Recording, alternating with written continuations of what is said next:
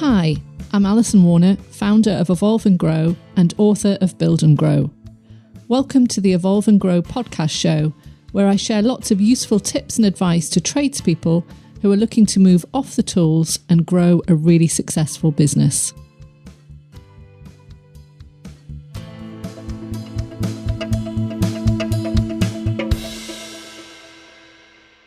Okay, so on the Evolve and Grow podcast show today, I'm delighted to be joined by Lee Brown, who's also known as the Peaky Plumber on Instagram. And I've invited Lee onto the show so that we can have a chat with him around how he grew his plumbing and heating business, but also in particular the challenge of recruitment in the industry, which we know is a particular challenge. And I was very intrigued to talk about this with Lee a couple of weeks ago, and I thought it'd be some great insights to share with the listeners. So just to give you a little bit of background, Lee is founder of the Peak Group, which is a plumbing and heating firm based in Huddersfield. He's ex-armed forces, and his personal motto even is to leave our customers as friends. He thrives on the challenge of boiler breakdowns and believes in repair rather than replace. And he's been a heating engineer for over 25 years and believes you should never stop learning. So thank you so much for coming on the show, Lee.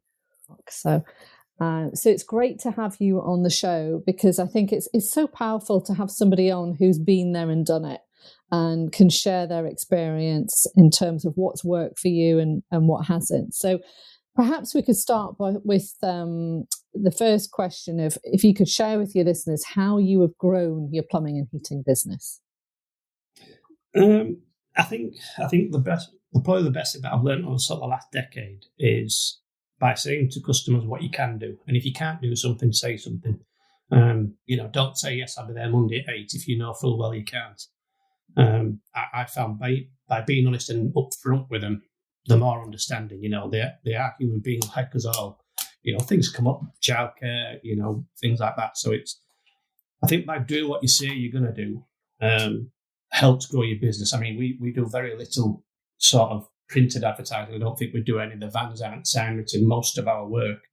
I'd say a good 90% comes through word of mouth recommendations. So I think by being honest and direct with people, that they've got more patience with you. Yes, yeah, absolutely. So that sounds like kind of one of your personal values. Coming through there very much, yeah. And obviously 25 years is a long time to be in the industry. What would you say your biggest learnings have been over that time?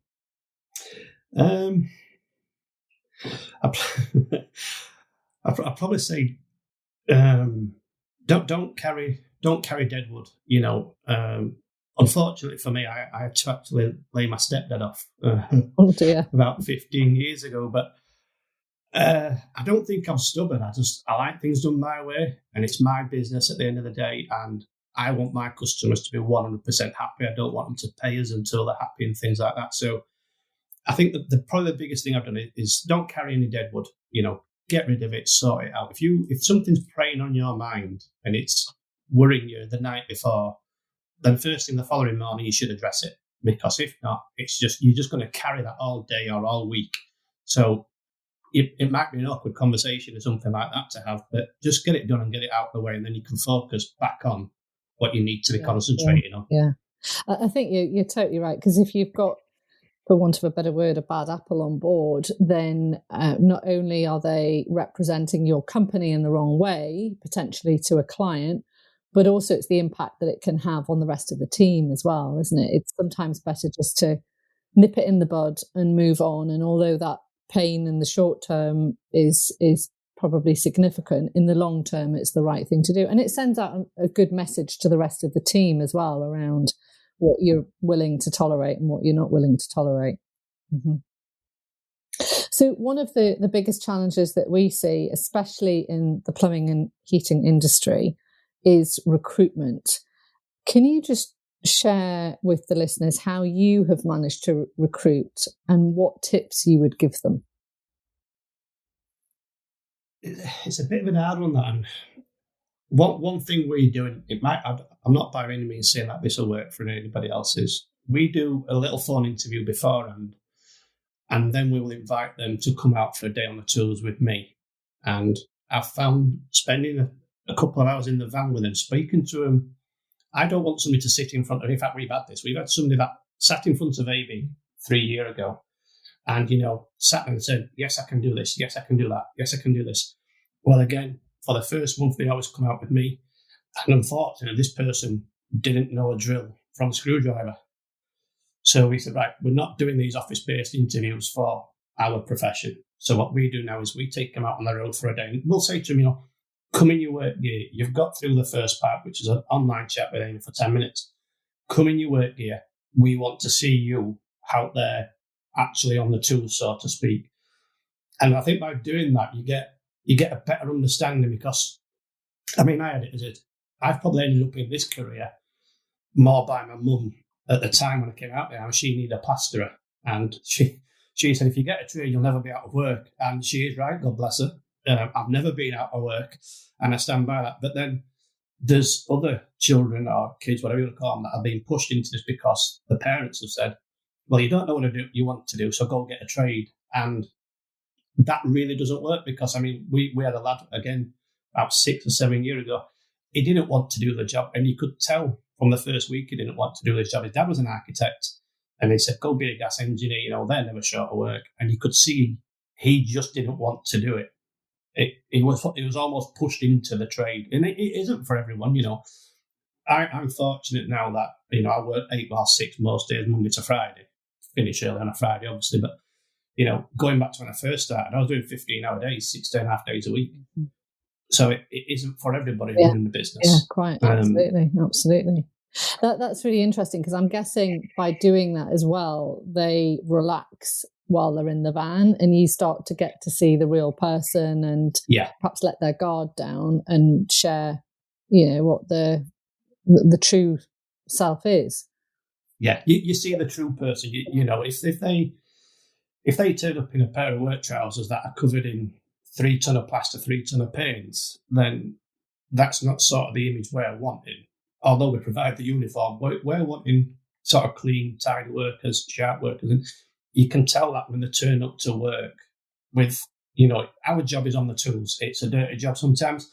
So, if somebody turned up in a shirt and trousers and we've told them they're going to be out on the tools, then I would be worried, because that's not what we're after. That doesn't represent our industry. Yes, yeah, absolutely. Yeah, interesting. And I know, we met recently, didn't we, on Instagram? We had a brief chat. And what I was particularly interested in is how you've built this strong brand as a potential employer on Instagram.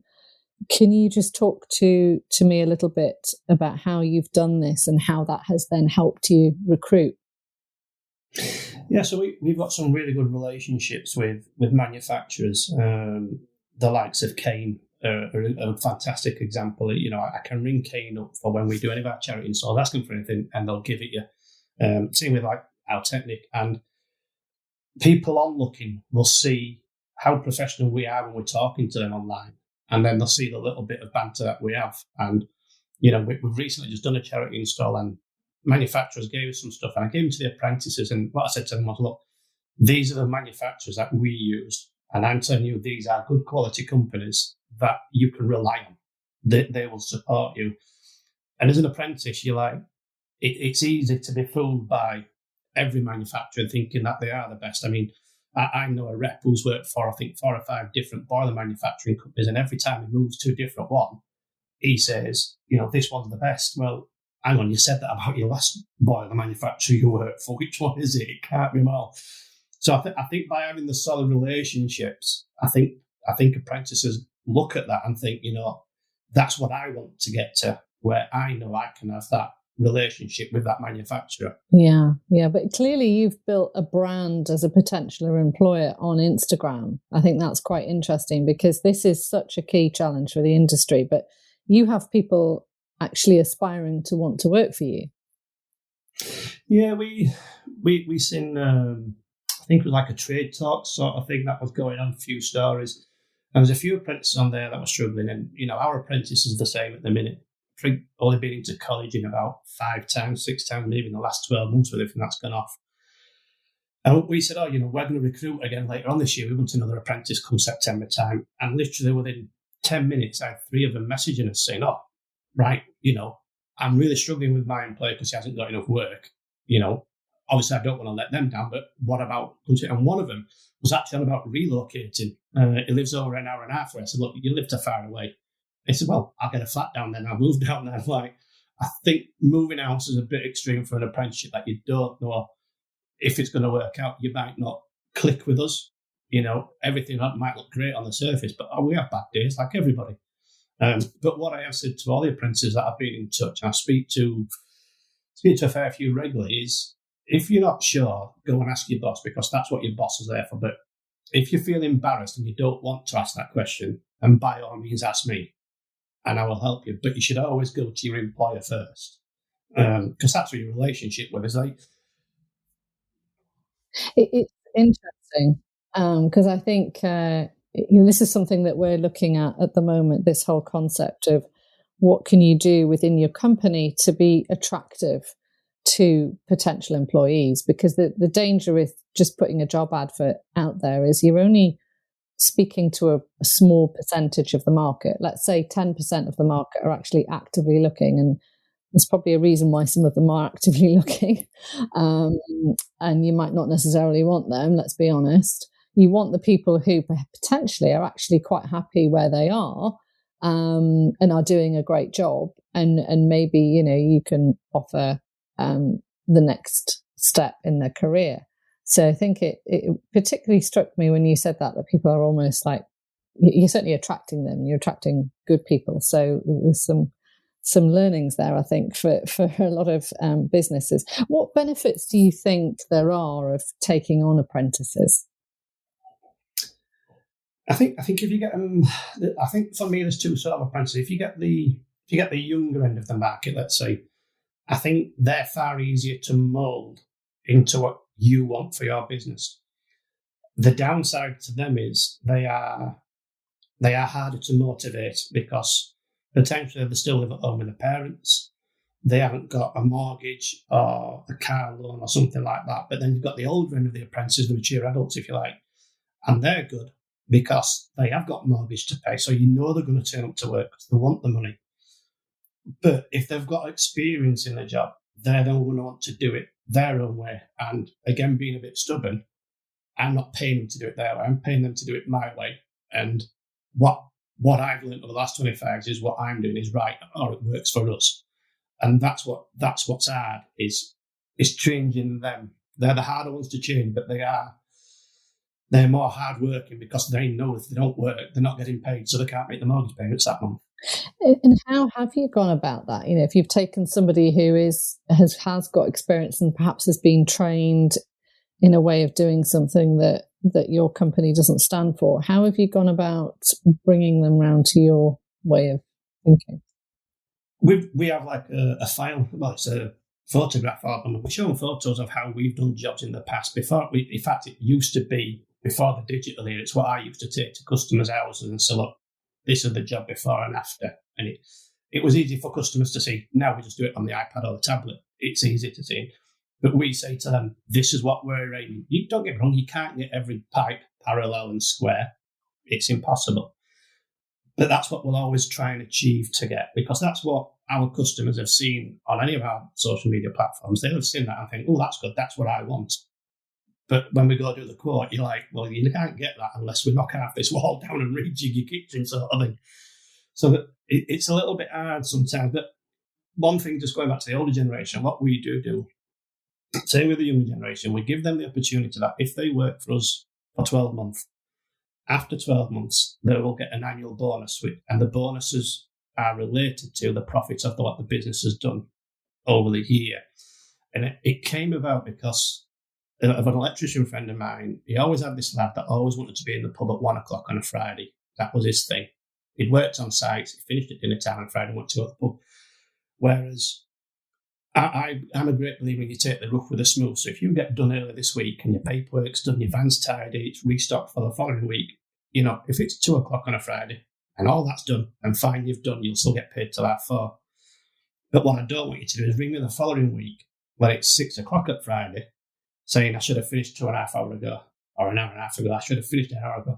So what we've done is we give them a bonus so that if they are at work, unfortunately, that late on a Friday night, and it's not often it happens because we don't overbook our work. We're more about the quality than the quantity. But they'll at least sit there thinking, actually, if I go down to Screwfix, get this part, come back, fix this, we can then invoice. That's then done on the first visit. I'm not going to come back next week. It's not going to roll over. We're going to earn more money in the long run over the year. So my bonus at the end of the year is going to be better. Yeah. I think I got that idea from a book somewhere as well. And what other common problems do you see other than recruitment within the industry? I don't think these what they call them when the kids are at school, where the colleges and stuff go in to see them. I don't think they're honest enough with them. I just you speak to some of the apprentices, and we've got one who's working with a colleague of ours who's an electrician, and we spoke to him, and he's been told that after 4 years, he's going to be earning £45,000, and it's like, I very much doubt you are. You've not got enough experience then. So I don't think the career days are honest enough with them. I think they're trying to motivate them via the money thing, but I don't think they're doing it in the right way. I think they're giving them false hope. I'd love to see the statistics of how many people do a 4-year apprenticeship and then go straight on to getting £45,000 straight away. I don't know any. I certainly, if somebody came to me after 4 years and said, I want £45,000, I would show them the door and say, not in a million years, I'm sorry, but no. And actually, there's an argument there for if you're just doing something for the money, well, the money is never enough, is it? It goes back to your earlier point, really, is you've got to want to enjoy, enjoy what you're doing and actually want to do that as a career because it's of interest. I think anything in life, if you're just doing it for the money, then it's only going to motivate you to a certain level. It's got to be more than. I think as well. I think there's a fair few companies I think that have taken advantage of this situation as well. I mean, I've seen across a lot of plumbing forums over the years, and you still see it today. You see a couple each week. I will come and work with you free of charge. To get my qualification, so I can go out on my own. And the companies are just getting free labour. And it's almost like a tick exercise, but they're not really. Again, going back to the army reference, I know a guy that came out of the army. He did a 16-week gas course, spent £1,000 on advertising, on a van and things like that. And I think just over 2 years later, he's driving forklift trucks because he didn't know how to do the job. It didn't get it. The course was too short. But there is companies that will use lads and girls like that just to get the free labour. Yeah, quite, which does no favours for the industry at all, does it? No. You mentioned earlier that the charity work that you do. Can you just tell us a little bit more about that? Yeah, that's become more public over the last 4 or 5 years. We've always been involved in them, and we've done the most popular one, the DIY 2 or 3 times now, maybe a bit more to be fair. They're always good fun. Done a few that we've met through associates on Twitter. They work really well, and very passionate guy that I know at the minute. He's got a Twitter page called Warriors of Warmth, and they're trying to fight fuel poverty. And the recent install we've just done was a full central heating system into a community centre in Chesterfield. Basically, the building had been handed over to the residents, if you like. They couldn't afford the heating. So again, building these relationships with manufacturers. 2 or 3 of us got in touch with manufacturers and said, look, we need X, Y, and Z. And the manufacturers, being who they are, stepped up and gave us the boiler, the radiators, the controls, everything. About 30 engineers descended on the place and got a full central heating put in, which, that community centre now doesn't have to just open for 2 months of the summer of the year. It can open all year round. Must be tremendously rewarding to do something like that.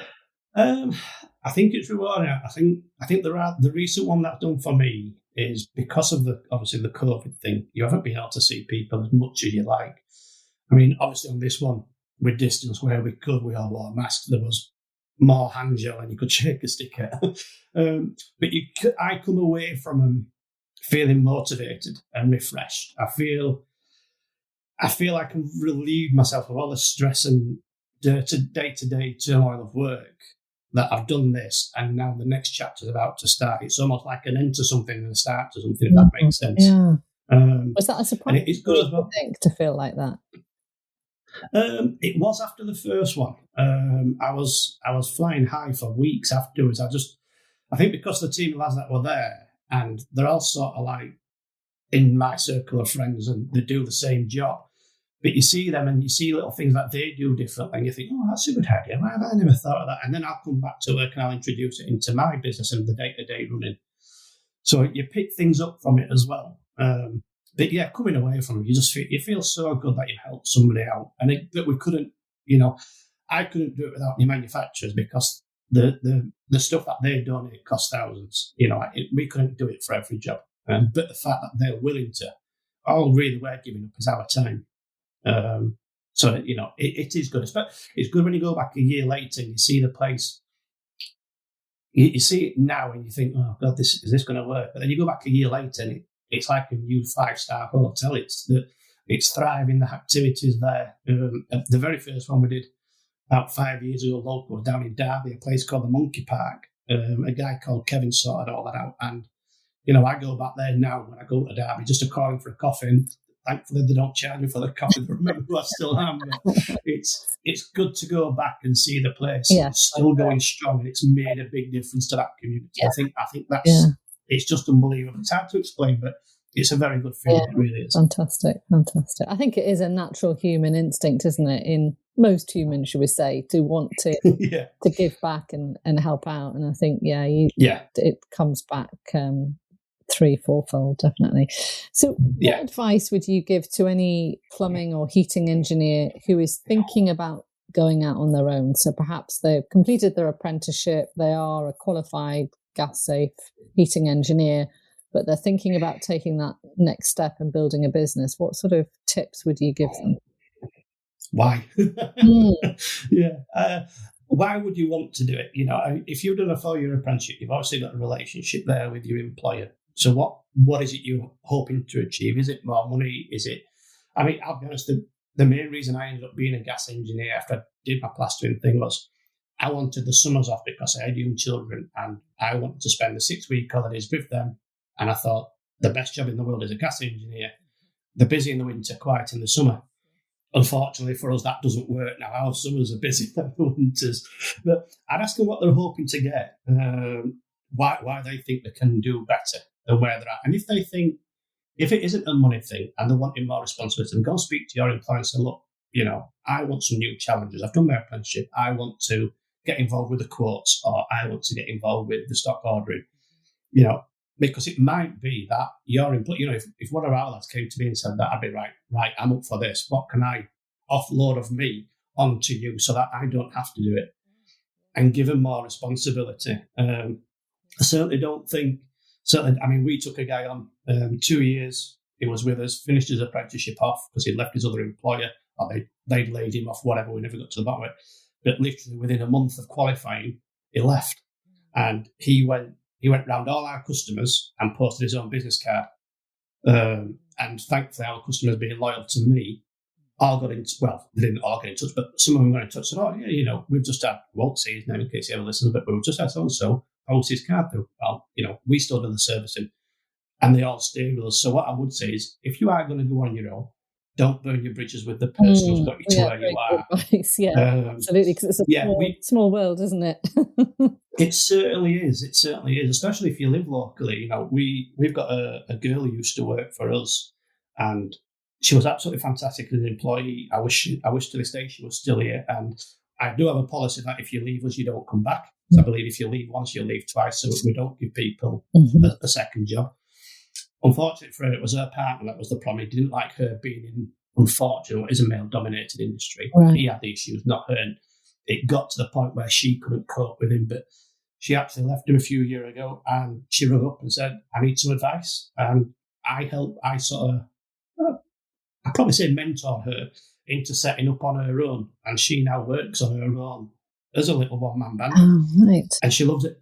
The strangest thing is I actually still service her mum and dad and her sister's boilers because she doesn't want to do it. And her mum's been with me, I think, for about 18, 19 years. I think they're on the second boiler now. And her mum said, no, you fit it, let you service it. So they won't even let her service it anyway. But it's good fun. We are good friends. I can see her really doing well. I really hope one day that she gets to the point where she thinks, right, I'm going to take a few people on because I think she could be really, really good at it. I really do. Fantastic. And so what about your plans, Lee? What are your plans for the next 1 to 2 years? Well, within the next, hopefully by September, October time, we want another apprentice. But then I actually want to employ somebody as a multi-skilled engineer, but I want them to be a qualified electrician. We have so many opportunities doing our job that we come across so many electrical issues that we could keep an electrician busy. But I refuse to take someone on if I can't guarantee them the hours and the wage. So I think I'll employ them as a multi-skilled person. So if unfortunately one day we haven't got any electrical work for them, then they will go out and, maybe help one of the lads or girl, if we get another girl, change a set of taps or put a new toilet in, something like that. So we'll employ as a multi-skilled engineer, but mainly dominated towards the electric side. That's where I want to be by the end of this year. Okay, brilliant. And where can any apprentices who are listening and want to find out more, where can they go? They can use any of our platforms. They're all monitored. LinkedIn, Twitter, Instagram. What's the other one that David's just set up? TikTok. We've even got a TikTok account now. I'm sure there'll be something else next year, but apparently TikTok is the new big thing, so we've got one of those as well. But, go onto our website, drop us an email. My phone's always on, within reason. Don't ring me at 3 o'clock on a Saturday morning, I won't be happy. But I'll happily help anybody out. I'm a great believer in, you should never look down on somebody unless you're helping them up. And if we can help somebody, we'll always try our best. Yeah. And your website address? www.peak-heating.co.uk. Okay, that's great. Well, thank you very much, Lee. It's been really interesting talking to you and learning about all the different things that you've done with your business, the charity work, how you've approached recruitment, apprentices. Some really interesting tips and advice there for our listeners. So, once again, thank you very much. No, thank you.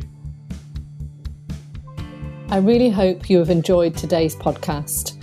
I would love to invite you to join our Trades and Builders Business Growth Group on Facebook, where I regularly share lots of information to help you create a more successful trades business. You can also order a copy of my book, Build and Grow, which is available on Amazon.